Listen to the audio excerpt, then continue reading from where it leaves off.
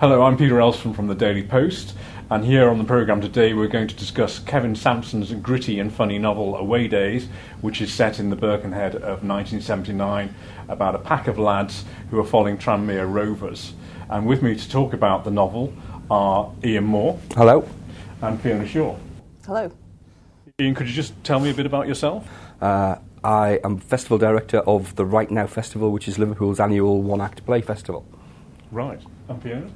I'm not from Liverpool either, but I've been here for 15, 16 years now, and I'm a director of Capsica. We publish non-fiction books in Liverpool. Right, well on that note I guess I'd better come out of the closet and say that I'm from Runcorn as well. But that makes me the most plastic of the Scousers here, so I've got that to boast about. Anyway, this book by Kevin Sampson was his first novel, published in 1998, although it's set 20 years earlier, as I say. And Fiona, could you give me your idea of the book and what you felt about it? Well, I've read it before, probably 10, 15 years ago, so luckily didn't sort of whiz through it for today, but I love it. It's pacey and dynamic and exciting, and it's pretty brutal. You think it's an authentic picture of this? Yeah, I mean, it's in the first person, and I think the reason that it works, the reason that you can get past the violence and the sex if you're offended by that sort of thing, is because it does feel very genuine and real. So Ian, what did you think of the book? Not wishing to be devil's advocate, I didn't enjoy the book, obviously, as much as Fiona has. I thought it was very sensationalist. Yeah. I felt as a study not just of the period, but of the underlying tones of what the piece is about. I felt it didn't have to be football hooligans. It could have been, a Tiddlywinks match for all I was concerned. Simply because, for me, the piece is more a study of how a young man handles the death of his mother, yes, rather than football hooliganism. And a lot of people have read it thinking it's about football, but it isn't about football. In fact, football doesn't even come into it. It's about people kicking 10 piles of rubbish out of each other and shagging around for kicks. Yes, it's more about kicking each other's heads in. Yes, absolutely. Kicking a leather ball. Absolutely, yeah. Anyway, I guess it's the right kind of media, isn't it, for this sort of thing to happen? It's rather overheated late adolescence. Yes, yeah, very, very. But as a character study, it's quite thin on the ground. You don't get to know any of the characters. Right. You've got the characters who are part of the pack, and you know nothing about their background. You've got John Godden, you've got Baby, you've got Christie, Elvis. You know a little bit about Carty. You know because he's the central figure. So what do you think, Fiona? I mean, do you think the characterisation is a bit too thin? Well, no, I mean, I agree entirely that it's not about football, but I think that's the point of it. It's about belonging, and as you say, it's about the death of his mother and how he copes with that. So it's fashion, it's music, it's footy, they're all those things. And I think the reason why you don't see a lot of the other characters being fleshed out is because they meet on a really superficial level, and that's the whole scope of their world at that stage. So the main character's sidekick Elvis is meant to be a very sort of enigmatic figure, isn't he?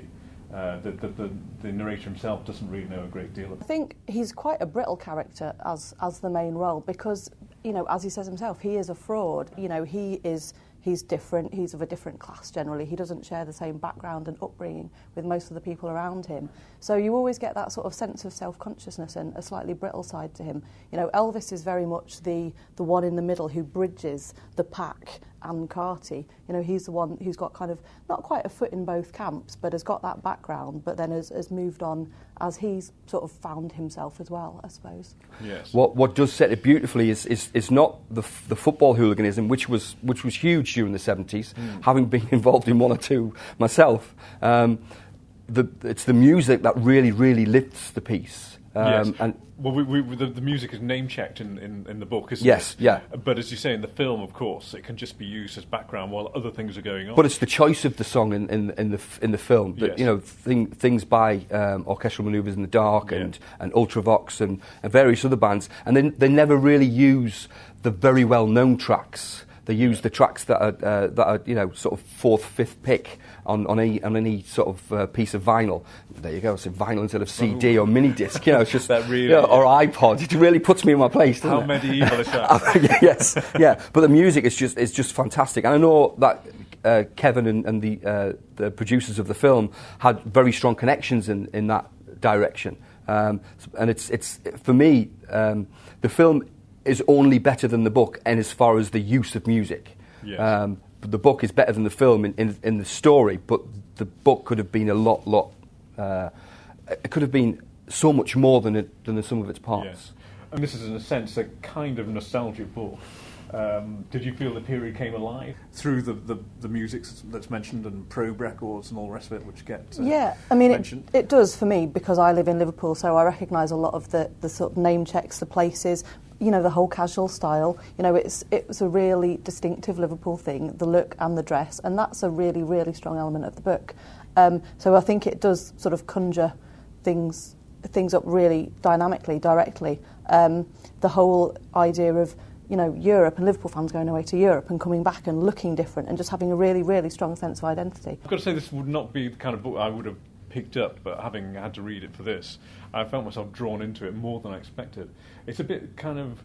It's like an unpretentious Clockwork Orange type thing, isn't it? I mean, it's the same sort of thing of nihilistic gangs charging around. It's kind of Trainspotting meets Clockwork Orange meets quite a few other kind of films of that sort of generation. It's quite nice historically. Because, I mean, it is the nickname is the Pack. I mean, it's almost as though they've got to come together like some Anglo-Saxon tribe, isn't it, to knock everybody else around who's not part of the same club. Yeah, I mean, it does. I don't think it's just the Pack that does that. As I said, I think it's the fashion. It is really, really about belonging, and that's why you can see there's a story about his mum and his mum passing away a year before, and sort of searching for himself and a family of another sort. So I think it does.